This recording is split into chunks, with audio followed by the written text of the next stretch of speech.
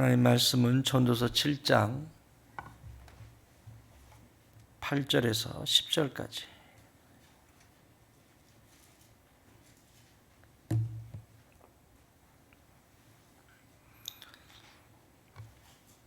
전도서 7장 8절에서 10절까지.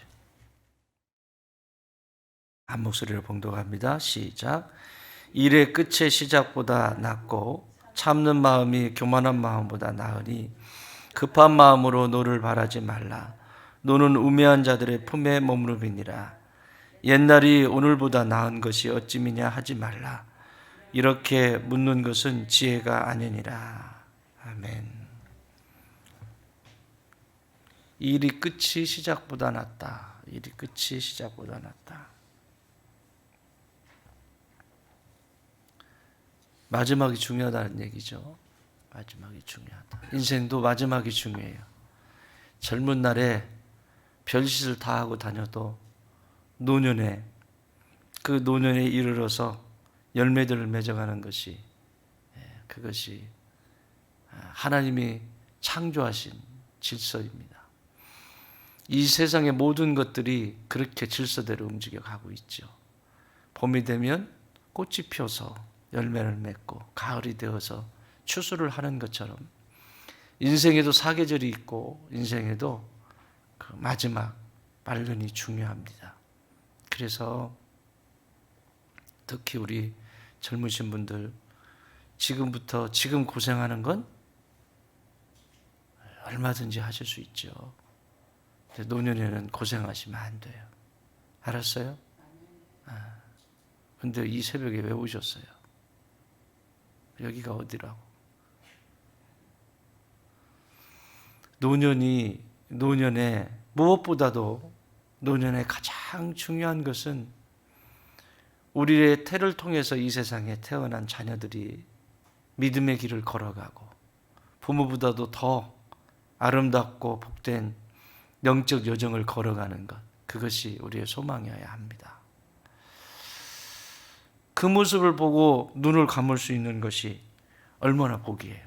그렇죠? 그래서 일의 끝이 시작보다 더 낫다. 그리고 참는 마음이 교만한 마음보다 낫다. 교만하다는 것은 이거는 길이 안 들여져 있는 상태라는 얘기죠. 그래서 8절에는 나와 있지 않지만 9절에 보면 오늘 본문인 급한 마음으로 노를 바라지 말라. 노는 우매한 자들의 품에 머무른다. 이렇게 이야기를 하고 있는데 여기 마음이라고 하는 번역이 되어 있는 이 마음은 그냥 어떤 하트가 아니고 마인드도 아니고 스피릿이라고 번역이 되어 있어요. 스피릿은 영이죠. 영. 그러니까 이걸 다시 해석을 하면 노를 바라는 사람은 노를 빨리 바라는 사람. 그러니까 이 바란다라고 하는 것이 막 자극한다는 거예요. 뭔가를 막 자극하고 유발시키고 뭔가 막 이렇게 충격을 받아가지고 하는 것처럼 막 전기로 자극하는 것처럼 막 뭔가 충격적인 어떤 이런 상태를 얘기하는 거예요. 빨리 자극하지 마라. 너의 영혼을. 너의 영혼 안에서 빨리 자극하지 마라. 이 노라고 하는 것은, 이 분노라고 하는 것은 그냥 분노한 걸로 끝나는 것이 아니라 나 마음 아파 이렇게 끝나는 것이 아니라 영혼이 상한다는 거예요. 그게 공의로운 분노든 그것이 내가 주체할 수 없어서 내는 이 세상적인 분노든 그 분노가 일어나면 영이 상한다는 거예요. 그 얘기를 하는 거예요. 그래서 지금 내가 분노를 내야 하는 상황인지 이게 참아야 되는 상황인지를 알아야 된다는 거죠. 근데 그런 것들이 조정이 안 될 때가 참 많죠. 나에게도 적용이 되지만 그것이 타인에게도 배려가 돼야 됩니다. 타인에게도. 예를 들면 뭔가 결정을 해야 되는 상황이어서 남편이 밖을 나가요. 밖을 나가서 지금 중요한 어떤 사람을 만나야 되고 또 오늘 결정을 해야 되는 그런 상황이에요. 상황인데 자꾸 화나는 일을 만들어. 그러면 영혼이 스크래치가 나는 거죠. 기스가 나는 거예요. 그러면 그 일이 잘 성립이 될까 안 될까요? 잘 되겠죠? 잘 되나요? 그래도 잘 되겠죠? 그래도 잘 되기를 바라요. 그렇지만 영혼이 맑을 때하고는 다른 얘기예요.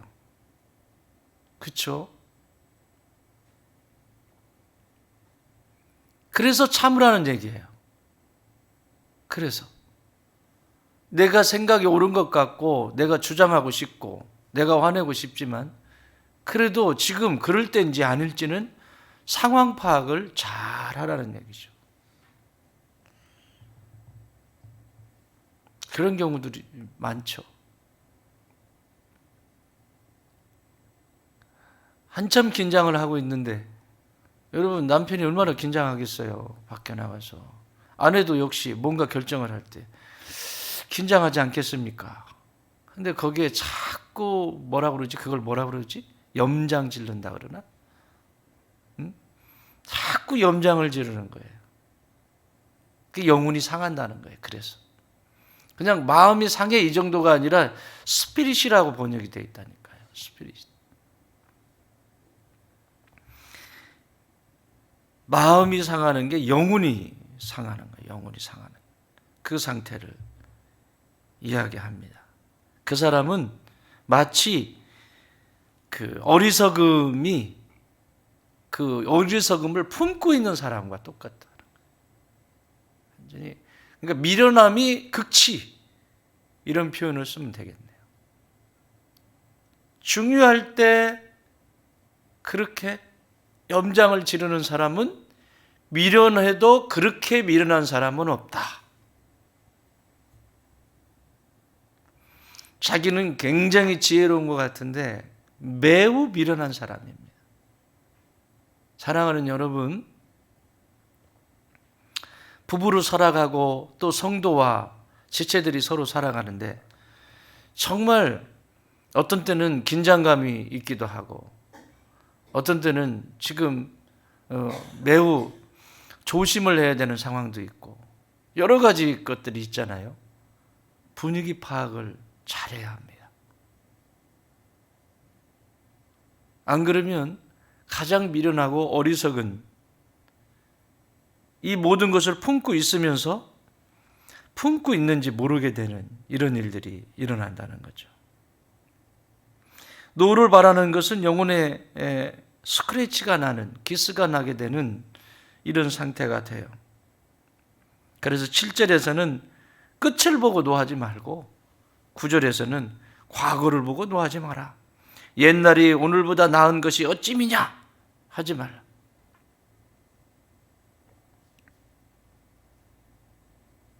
옛날 타령하고 지나간 것 타령하고 여러분 부부가 싸우면서 제일 하지 말아야 될 게 뭐죠? 과거 얘기하는 거예요.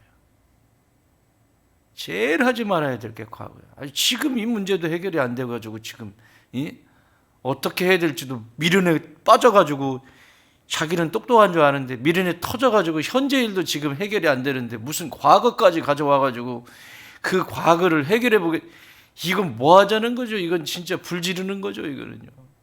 그렇잖아요. 아니, 지금 현재 일도 해결이 안 돼 미련에 터져가지고 그런데 똑똑하다고 그러잖아요. 이게 문제라니까.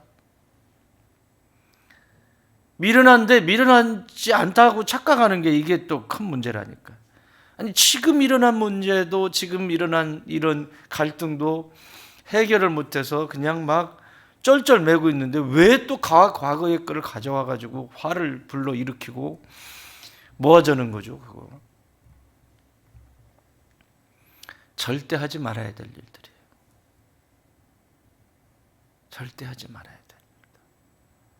그래서 더 심각한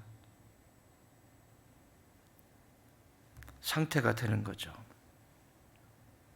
그래서 이 노에 대해서 잠언서 14장 17절에서도 우리가 잠언서 봤지만 이렇게 기록하고 있어요.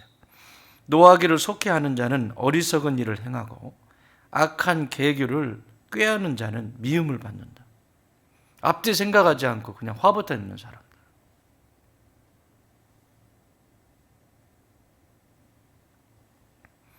또 16장 32절에서 노하기를 더디하는 자는 용사보다 낫고 자기의 마음을 다스리는 자는 성을 뺏는 자보다 나으니라.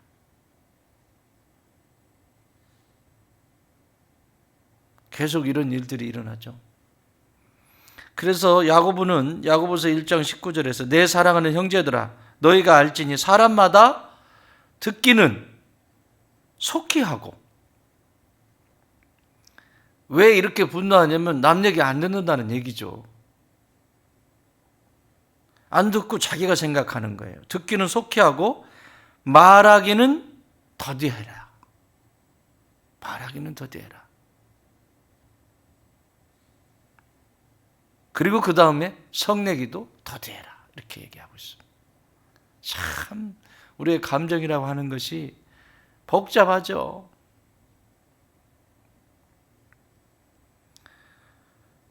그래서 잘 듣는, 무슨 말을 하는 건지 무슨 의도로 말하는 건지를 듣고 또 거기에 대해서 인정도 하고, 듣긴 들었는데 아니라고 자꾸 하면 그거 대화하지 말자는 얘기죠.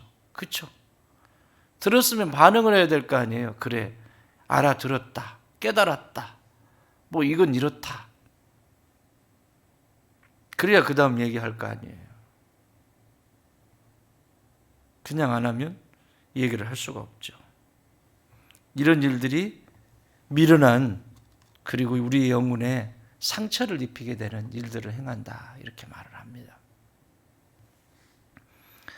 전도서는 사람이 살아볼 만큼 살아봤기 때문에, 가져볼 만큼 가져봤고 누릴 만큼 누려봤기 때문에 한 절 한 절이 예수를 믿지 않는 사람들도 읽으면 야, 마치 명심보감 읽는 것처럼, 응? 그렇게 읽어요. 신앙이 없는 사람들도. 이 지혜가 여기 있다는 것이죠. 그래서 에베소 4장 26절에서 분을 내어도 죄를 짓지 마라.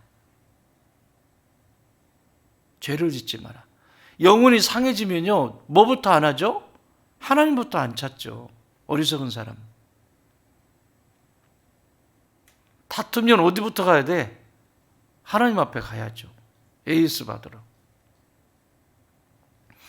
갈등이 생겨도 에이스 받으러 가야죠.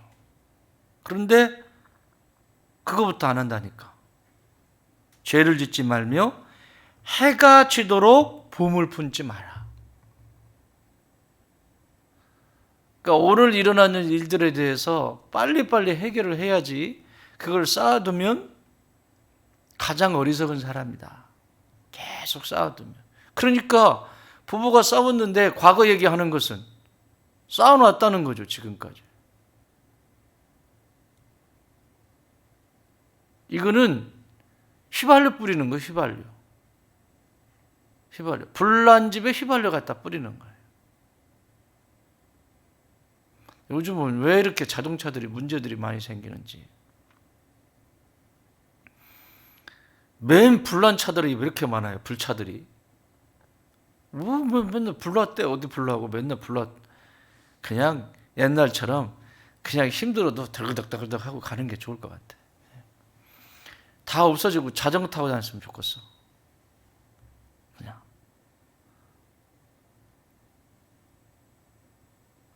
가만히 놔둔 차가 불나고 막. 이거 왜 그래, 이거 자꾸. 불 지르는 거예요, 불 지르는 거. 그냥 막 불 지르는 거예요. 갔다가 붙는 거예요.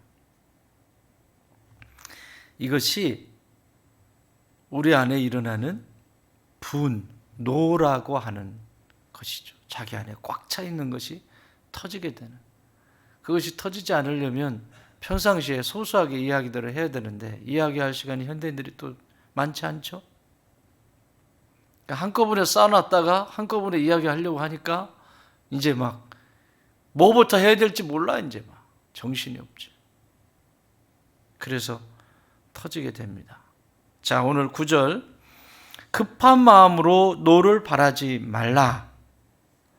노는 우매한 자들의 품에 머무름이니라. 우매한 자들, 그러니까 어리석은 자들의 품 안에는 언제나 노가 있다는 거예요. 어리석은 자들의 품 안에는 언제나 노가 있다는 거예요. 그 분노가 꽉 차 있다는 거예요. 그러면 어리석음은 언제부터 생기는 거죠? 이 어리석음은? 어리석음이라고 하는 것이. 원래부터 어리석었어요? 여러분, 우리 아이들을 이렇게 보면 어떤 아이는 지금 분노가 꽉 차 있는 애 있죠? 있잖아요. 어린애가 크면 사춘기쯤 되면 엄마 아빠를 잃을 것 같은 분노가 꽉 차 있는 거죠. 어리석게 만든 거죠. 그 아이를 어리석게 만든 거죠. 이 아이가 분노가 꽉 차 있는데 밖에 나가서 친구들과의 관계가 원만할까요? 원만하지 않죠. 원만할 수가 없죠. 노는 첫 번째는 원죄적인 노가 있죠. 그러니까 하나님을 거역하게 되는, 그래서 하나님과 상관없이 살게 되는, 그래서 생기는 노가 있어요. 아예 하나님 없이 살기 때문에 기본적으로 인간 안에 죄인에게는 노가 있어요. 그 분노가. 왜냐하면 자기가 되고 싶어. 자기가 그냥 내 스스로 뭘 하고 싶은데 인간 안에 하나님이 양심이라는 걸 심어 놓으셨거든요. 이 양심은 하지 말라고 하고 현실은 그렇지 않고 계속 부딪히니까 기본적으로 이게 원죄적인 그런 분노가 있어요. 두 번째 분노는 성장하면서 생기는 거겠죠. 이 세상에 출생해서 성장하면서 쌓아놓았던 그 노. 인격적이지 않고 그냥 함부로 대하고, 정말 그런 거 보면 너무너무 속상합니다. 근데 몰라요. 얘기를 해줘도 모르고 자기밖에 모르고 왜 엄마가 돼서 아빠가 돼서 왜 그렇게 자꾸 애들을 분노하게 만드냐. 그 고스란히 먹습니다. 이제 다 자기가 먹을 거예요. 여러분, 우리가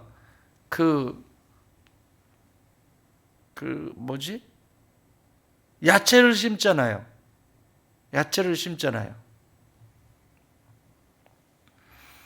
야채를 심으면 지가 쳐 드실 것은 약 쳐요, 안 쳐요? 예? 될 수 있으면 약을 안 치려고 하죠. 그렇죠?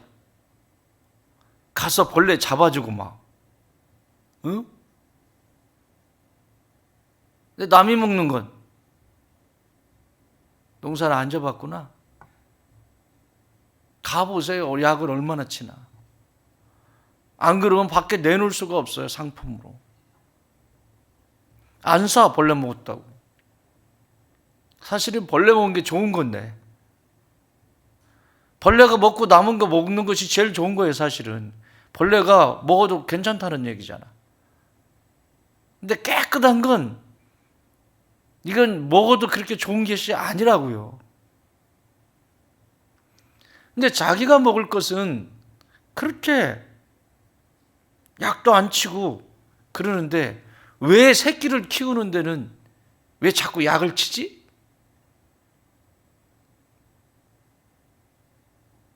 농약을 하도 많이 주는 거야.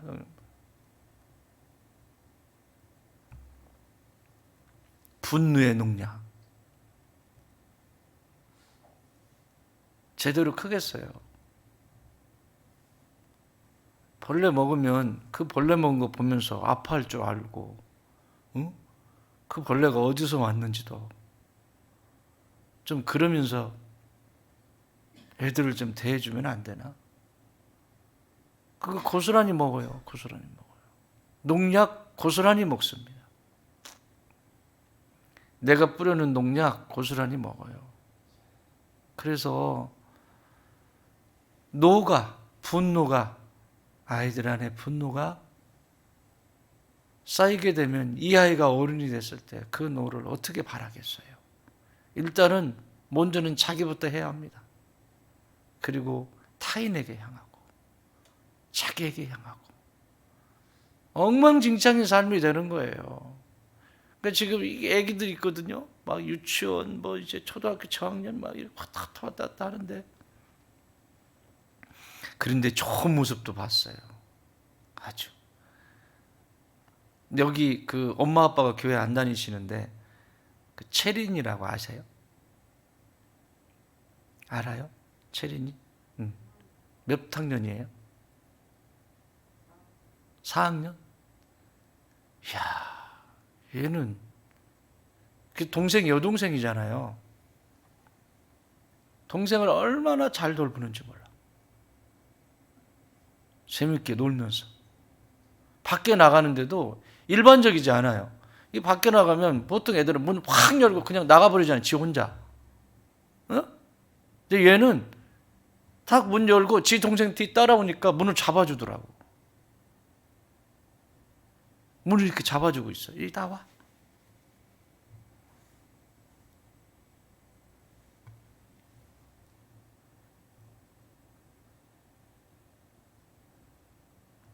지 동생한테 이 정도 할 정도면 밖에 나가서도 얘는 어떻게 할까요? 배려할 줄 알고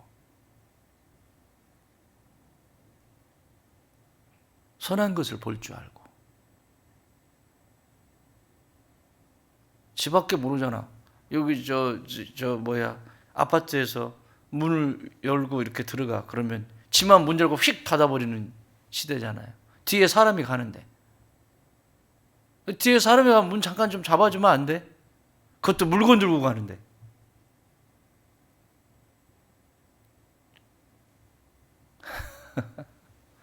나만 괜찮으면 되는 거야. 나만. 이건 하나님 나라의 백성의 모습이 아닙니다. 하나님 나라의 백성은 따라합시다. 책임적 존재. 세상을 하나님이 우리에게 맡겨주셨어요.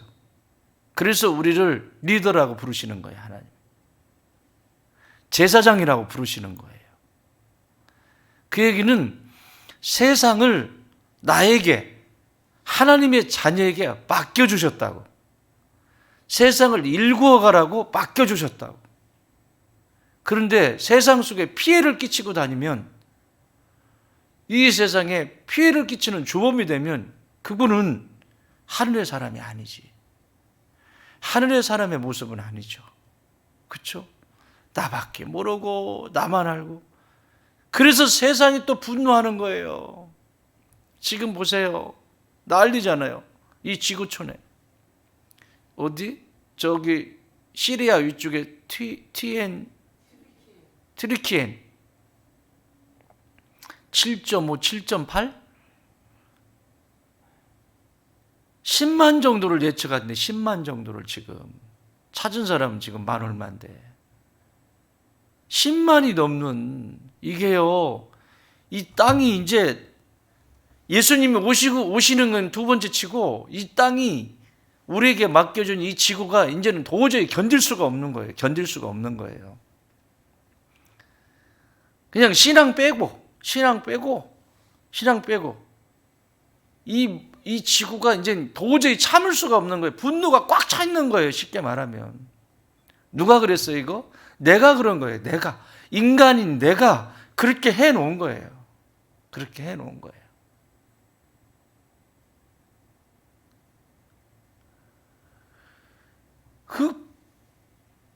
어저께 김광현 선교사님 인도네시아에 나가 있는 그 성경 번역해 주는 선교사님 있잖아요.